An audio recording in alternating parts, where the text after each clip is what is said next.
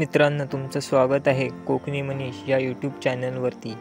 तर भात कापणी भात जोडणी करून झाल्यानंतर आता हे पेंडे सुकायला बाहेर ठेवले आहेत। तुम्हाला दाखवतो बघा किती पेंडे सुकायला ठेवले आहेत ते। हे सगळे रचून ठेवायचे आहेत। गुरांना खायला टाकण्यासाठी हे चांगले सुकवून ठेवले की उन्हाळ्यात गुरांना चारा मिळेल। इकडे बघू शकता सुकायला या बाजूलाही टाकले आहेत। 2 दिवस उन्हामध्ये सुकायला ठेवले होते, आता रचून ठेवायचे आहेत। हे बघू शकता अशा पद्धतीने सुकल्यानंतर आपल्याला रचून ठेवायचे आहेत। जे सुकलेले होते ते रचलेले आहेत। पावसामुळे भात ओली असल्याने 1-2 कडक ऊन लागली की पेंडे चांगले पुढच्या पावसाळ्यापर्यंत टिकून राहतील। आता आम्ही फटाफट रचायला घेतो।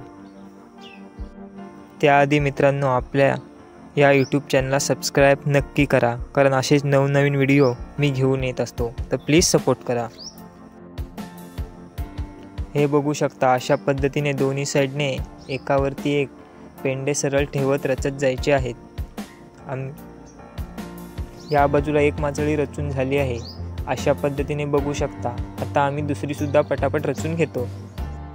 दोन्ही माचण आपल्या रचून झाल्या आहेत। पावसाचे पाणी आत शिरू नये म्हणून कागद वरती टाकून गवताने शेकारणी केली आहे। व्हिडिओ आवडला असेल तर चॅनलला सबस्क्राईब केल्याशिवाय जाऊ नका। धन्यवाद।